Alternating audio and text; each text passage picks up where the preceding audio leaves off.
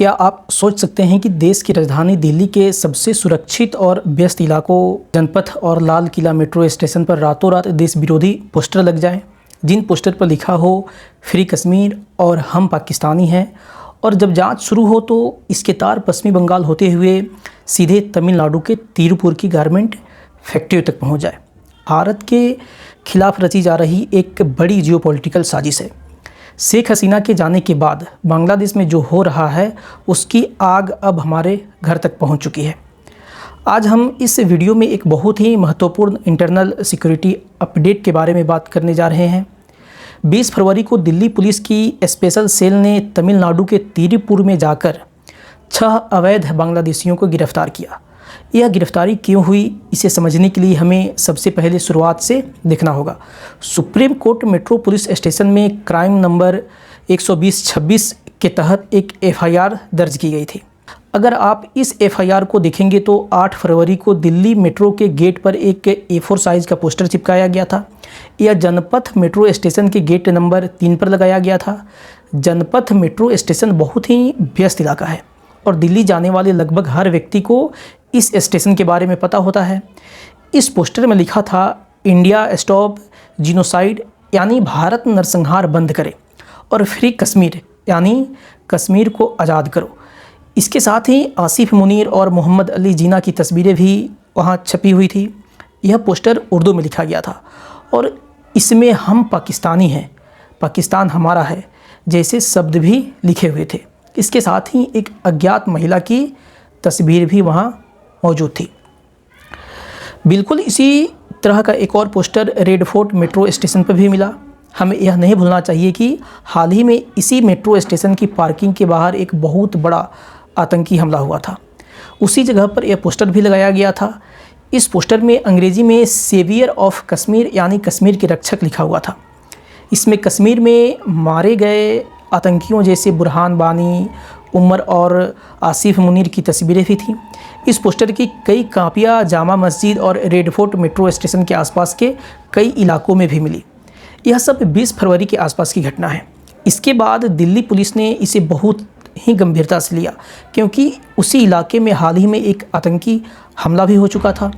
इस गंभीरता को देखते हुए दिल्ली पुलिस की स्पेशल सेल ने एफआईआर दर्ज की और जाँच शुरू कर दी। जांच के दौरान पश्चिमी बंगाल से शहीदुल इस्लाम नाम के एक बांग्लादेशी को गिरफ्तार किया गया।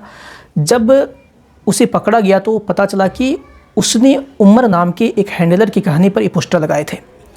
अब यह उमर कौन है? उमर पाकिस्तान की ISI का एक हैंडलर है। तो साफ है कि पाकिस्तान की ISI का हैंडलर वहाँ से बैठकर बांग्लादेश में मौजूद इस शहीदुल इस्लाम को टास्क देता है और वह दिल्ली के महत्वपूर्ण इलाकों और मेट्रो स्टेशनों पर ये देश विरोधी पोस्टर लगाता है। जब शहीदुल को गिरफ्तारी करके सख्ती से पूछताछ की गई तो उसने 6 लोगों के नाम उगले। उसने बताया कि वह फ़ोन पर इन 6 लोगों से लगातार और बहुत बार बात करता था। जब खुफिया विभाग ने जांच की तो पता चला कि ये 6 के 6 लोग तमिलनाडु के तिरुपुर में छिपे हुए हैं। अब ये लोग कौन हैं, ज़रा इनके बारे में भी जान लीजिए। पहला है मिजनौर रहमान, जो अफसर अली का बेटा है और बांग्लादेश के शाजापुर गांव का रहने वाला है। वह अपनी पत्नी और एक बच्चे के साथ 3 महीने पहले ही तिरुपुर आया था और उसके पास से 2 मोबाइल फ़ोन मिले हैं। दूसरा है मोहम्मद सबद, जो बोगुरा ज़िले का है और उसकी पत्नी का नाम है परवीन, इसे भी तिरुपुर से पकड़ा गया। तीसरा है कुमार उर्फ उमर, यह भी बोगुरा ज़िले का है, अविवाहित है और गिरफ्तार हो चुका है। चौथा है मोहम्मद लिटन, जो बोगुरा का ही रहने वाला है। इसके बारे में सबसे चौंकाने वाली बात यह है कि इसने विशाखापट्टनम की एक भारतीय महिला से शादी कर ली है। इनकी एक बच्ची भी है और ये दोनों साथ रह रहे थे। पांचवा है मोहम्मद जैद, यह भी बोगुरा का ही रहने वाला है। यह 2 महीने पहले ही पासपोर्ट और वीज़ा लेकर भारत में घुसा था, जबकि इसकी पत्नी और 3 बच्चे बांग्लादेश में ही हैं। छठा व्यक्ति है मोहम्मद उज्ज्वल, जो बोगुरा ज़िले का ही है। यह जिसोर नदी बॉर्डर से, जो कि भारत बांग्लादेश सीमा पर है, नदी पार करके अवैध रूप से भारत में घुसा था। दिल्ली स्पेशल पुलिस ने इस पूरे ऑपरेशन को बेहद टॉप सीक्रेट रखा। इन 6 लोगों को पल्लडम, तिरुपुर और उसके आसपास के इलाकों से गिरफ्तार किया गया। ये सभी भारत के फर्जी आधार कार्ड बनवाकर वहाँ की टेक्सटाइल और गारमेंट कंपनियों में काम कर रहे थे। अब ज़रा इसके पीछे की बड़ी राजनीति को समझिए। जब से शेख हसीना को सत्ता से हटाया गया है और यह इम्पोर्टेड प्रोफेसर मोहम्मद यूनुस वहाँ आए हैं, उन्होंने सबसे पहला काम क्या किया? उन्होंने वहाँ के चरमपंथी संगठन जमाते इस्लामी से प्रतिबंध हटा लिया। आज वे 70 से ज़्यादा सांसदों के साथ वहाँ एक बहुत बड़ी राजनीतिक ताकत बन गए हैं। इनके समर्थन से चलने वाले आतंकी संगठन जैसे कि अलकायदा से जुड़ा अंसारुल्लाह बांग्ला टीम ABT, जिसके कई खूंखार आतंकी जो भारत में भी वांटेड थे और मिजोरम सीमा के पास एक बांग्लादेशी जेल में बंद थे, वो सभी सजायाफ्ता मुजरिम थे। जब वहाँ कथित छात्र आंदोलन चल रहा था तब उस जेल को तोड़ा गया और वे सभी भाग निकले। यह पूरी तरह से एक स्टेज मैनेज्ड घटना थी। यह भारत के लिए अच्छी खबर नहीं है। वे हमारे पूर्वी मोर्चे को फिर से एक्टिवेट करके कट्टरपंथी संगठनों के जरिए भारत में सीमा पार आतंकवाद को लाना चाहते हैं। आज हम उसी का नतीजा देख रहे हैं। दिल्ली के पोस्टर लगाने वाला एक बांग्लादेशी था, उसके संपर्क में तिरुपुर के 6 लोग थे। ये सभी भारत के खिलाफ पाकिस्तान और आतंकियों के समर्थन में सोशल मीडिया पर पोस्ट कर रहे थे। एक ने तो भारतीय महिला से शादी ही कर ली और सबसे बड़ा फर्जी आधार कार्ड थे। अब इन्हें गिरफ्तार करके ट्रांजिट रिमांड पर ट्रेन के जरिए दिल्ली ले जाया गया है। मीडिया रिपोर्ट्स के मुताबिक एक किसी बहुत बड़े आतंकी हमले की योजना बना रहे थे। इन 6 लोगों के मोबाइल फ़ोन में कुछ महत्वपूर्ण जगहों के रेकी वीडियो भी मिले हैं, यानी इन्होंने वहां जाकर टोह ली थी। ये सभी अत्यधिक कट्टरपंथी मानसिकता वाले लोग हैं। इसके बाद पश्चिमी बंगाल से 2 और लोगों को गिरफ्तार किया गया, यानी 20 तारीख को कुल 8 गिरफ्तारियां हुई। इनका सीधा लिंक लाल किले के पास हुए हालिया धमाकों वाली जगह से जुड़ता है, जहां इन्होंने पोस्टर लगाए थे। इनका साफ मकसद सांप्रदायिक हिंसा भड़काना और भारतीयों के मन में फिर से आतंकवाद का खौफ पैदा करना था। इनका ISI हैंडलर अभी पकड़ा गया है या पाकिस्तान में है, यह साफ नहीं है, लेकिन यह स्पष्ट है कि वह पाकिस्तान से बांग्लादेश में ऑपरेट कर रहा था।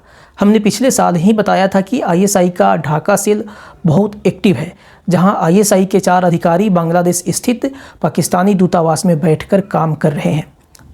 अब आप इन सब बातों को जोड़कर देखिए। बांग्लादेश से शुरुआत होती है, पश्चिमी बंगाल के रास्ते भारत में घुसपैठ होती है और फिर ये लोग हमारे तिरुपुर में आकर सरकारी और प्राइवेट फैक्ट्रियों में मजदूर बनकर काम करते हैं और इस खतरनाक साजिश को अंजाम देते हैं।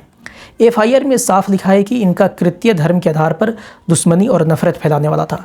सार्वजनिक संपत्ति पर, वह भी उस मेट्रो स्टेशन पर जहां पहले ही घटना हो चुकी है और जहां पुलिस तथा CRPF की भारी निगरानी होती है, वहां जाकर पोस्टर लगाना दिखाता है कि ये कितने बेखौफ हैं और रेडिकलाइज्ड हैं। इनके पास से 8 मोबाइल फ़ोन और करीब 16 सिम कार्ड बरामद हुए हैं। इस घटना ने कुछ बहुत ही बुनियादी और महत्वपूर्ण सवाल खड़े कर दिए हैं। तिरुपुर एक्सपोर्ट एसोसिएशन के संस्थापक ने कहा है कि उन्होंने सभी गारमेंट कंपनियों को सख्त निर्देश दिए हैं कि बिना प्रॉपर वेरिफिकेशन के किसी को काम पर न रखें। यह देश की सुरक्षा का मामला है और उनका यह कदम काबिल तारीफ़ है। लेकिन असल सवाल कुछ और है। पहला यह है कि हमारी पूर्वी सीमा से लगने जो बंगाली बोलते हैं, अब यहाँ का कोई आम आदमी कैसे पहचानेगा कि बंगाली बोलने वाला यह व्यक्ति एक सच्चा भारतीय है या कोई अवैध बांग्लादेशी? यह व्यवहारिक रूप से असंभव है। इसलिए हमें तकनीक का सहारा लेना चाहिए। पहला कदम बॉर्डर मैनेजमेंट बेहद सख्त होना चाहिए।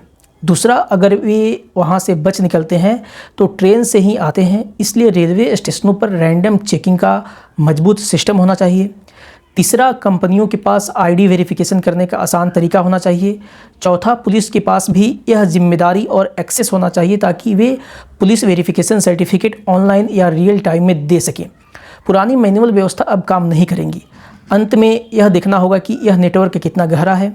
बांग्लादेश में बैठा कोई व्यक्ति पाकिस्तान के ISI और लश्कर तैयबा के हैंडलर से निर्देश लेता है, वह दिल्ली में पोस्टर लगाता है और उसके स्लीपर सेल के लोग तमिलनाडु और पश्चिमी बंगाल में बैठे हैं। यह एक बहुत ही जटिल और ख़तरनाक नेटवर्क है।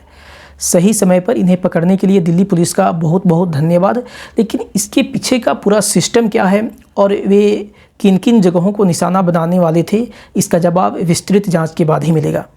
तब तक इंतज़ार करें और अफवाहों पर बिल्कुल ध्यान न दें।